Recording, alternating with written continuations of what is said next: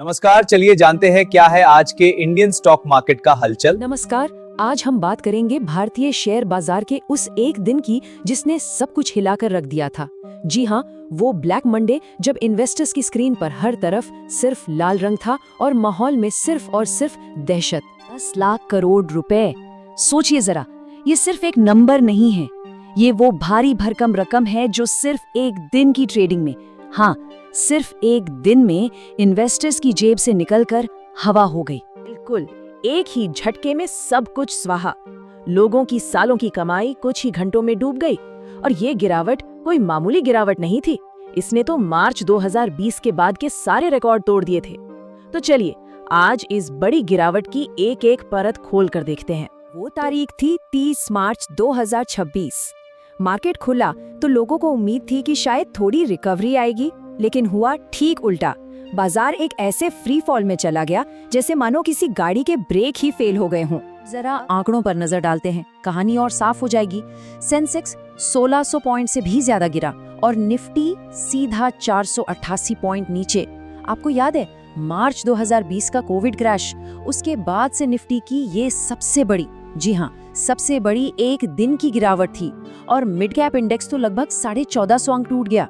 मतलब छोटे और मझोले शेयरों में जो दर्द था वो और भी कहीं ज्यादा गहरा था। देखिए, निफ्टी का 22,400 का लेवल टूटना सिर्फ एक टेक्निकल बात नहीं थी, ये एक बहुत बड़ा मनोवैज्ञानिक झटका था।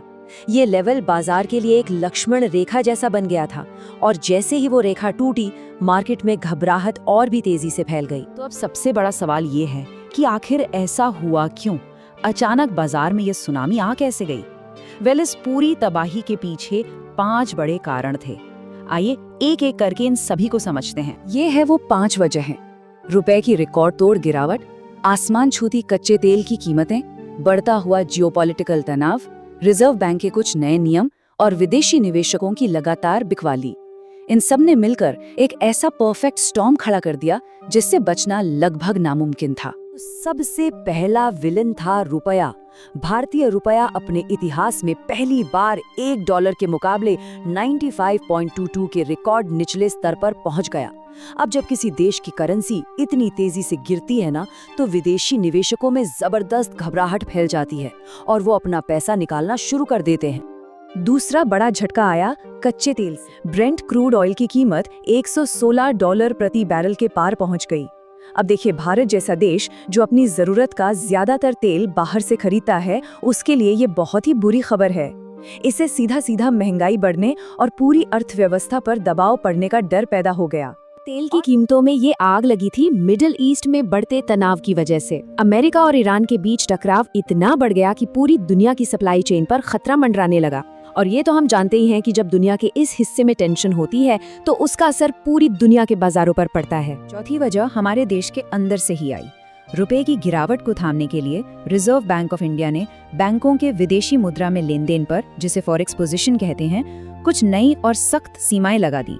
अब आरबीआई का मकसद तो सट्टेबाजी को रोकना था, लेकिन इसका सीधा असर HDFC और ICICI जैसे बड़े बैंकिंग स्टॉक्स पर पड़ा और उनमें भारी गिरावट देखने को मिली। और पांचवा और आखिरी कारण था FIIs यानी विदेशी संस्थागत निवेशकों का बाजार से लगातार पैसा निकालना। जब ये बड़े विदेशी निवेशक एक साथ अपना पैसा निकालते हैं तो बाजार पर बहुत भारी दबाव बनता है और उस दिन ठीक यही हुआ। और हाँ, ये गिरावट सिर्फ भारत तक ही सीमित नहीं थी, इसकी लहरें पूरी दुनिया में महसूस की गईं। खासतौर पर एशियाई बाजारों में तो हड़कंप मच गया था। जमीनी युद्ध की आशंका की खबर फैलते ही पूरे एशिया में दहशत फैल गई। जापान का निक्के इंडेक्स 3% से ज्यादा टूट गया और साउथ कोरिया का कोस्पी भी लगभग 3% नीचे आ गया। ये इस बात का साफ संकेत था कि डर अब लोकल नहीं, ग्लोबल हो चुका था। अब देखते हैं कि इस पूरी उथल पुथल के बीच बाजार के अंदर क्या चल रहा था। कौन से सेक्टर सबसे ज्यादा पिटे, कौन से थे जो बच गए, और इस माहौल पर एक्सपर्ट्स की आखिर राय क्या थी। टेबल में कहानी एकदम साफ है। एक तरफ थे लूजर्स, बैंकिंग स्टॉक्स और IIFL फाइनेंस जैसे शेयरों की तो जबरदस्त पिटाई हुई, लेकिन दूसरी तरफ कुछ विनर्स भी थे, जैसे शुगर स्टॉक्स। क्रूड के दाम बढ़ने से उन्हें फायदे की उम्मीद थी तो वो 11% तक उछल गए। वहीं ईरान बहरीन तनाव से सप्लाई की चिंता में नैल्को जैसा एल्यूमिनियम स्टॉक 4% चढ़ गया और NTPC से एक बड़ा ऑर्डर मिलने की खबर पर BHEL ने भी अच्छा प्रदर्शन किया। ऐसे माहौल में एक्सपर्ट अनुज सिंघल की सलाह बिल्कुल साफ थी। उन्होंने कहा कि ये एक बैड फेज है, यानी मंदी का दौर। ऐसे में गिरते चाकू को पकड़ने की कोशिश मत करो, यानी बाजार का बॉटम ढूंढने के बजाय अपना पैसा बचाओ। उनका साफ मानना था कि बाजार में अभी और गिरावट आ सकती है, लेकिन हर कोई इतना निराश नहीं था। एक्सपर्ट सुशील केडिया का नजरिया तो बिल्कुल ही अलग था। उन्होंने कहा, शॉर्ट मत करो। उनके मुताबिक बाजार में इस वक्त जो एक्सट्रीम फियर यानी हद से ज्यादा डर का माहौल है, अक्सर वही बड़े रिवर्सल का यानी बाजार के पलटने का संकेत होता है। उन्होंने इस बात पर भी जोर दिया कि आईटी स्टॉक्स इस गिरावट में भी मजबूती से खड़े रहे, जो एक तेज रैली का इशारा हो सकता है। तो दो एक्सपर्ट्स और दो बिल्कुल अलग अलग राय, एक तरफ मंदी का गहरा डर और दूसरी तरफ एक बड़े अवसर की उम्मीद। ऐसे में सवाल तो यही उठता है कि अब आगे क्या हो सकता है। देखिए, इस स्थिति के दो पहलू हैं। संकट ये है कि महंगाई 5% के पार जा सकती है, कंपनियों के लिए सामान बनाने की लागत बढ़ रही है और ग्लोबल अनिश्चितता तो है ही, लेकिन यहीं पर अवसर भी है। आईटी स्टॉक्स मजबूत दिख रहे हैं, कमजोर रुपया हमारे एक्सपोर्ट्स को बढ़ावा दे सकता है और जैसा कि सुशील केडिया ने कहा, एक्सट्रीम फियर अक्सर बाजार के बॉटम का सिग्नल होता है। तो आखिर में सवाल यही बचता है, एक तरफ बढ़ता हुआ वैश्विक तनाव और दूसरी तरफ घरेलू दबाव।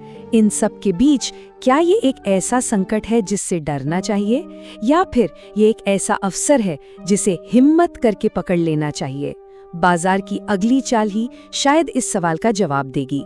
शेयर मार्केट से रिलेटेड ऐसे इंफॉर्मेटिव वीडियोस देखने के लिए हमारे चैनल को अब अभी सब्सक्राइब करें।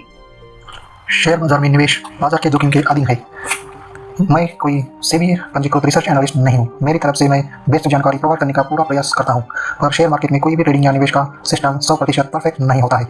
इस वीडियो में दिखाई गई जानकारी से आपको शेयर बाजार में 100% लाभ ही होगा, इसकी कोई गारंटी नहीं है। आपको इससे नुकसान भी उठाना पड़ सकता है।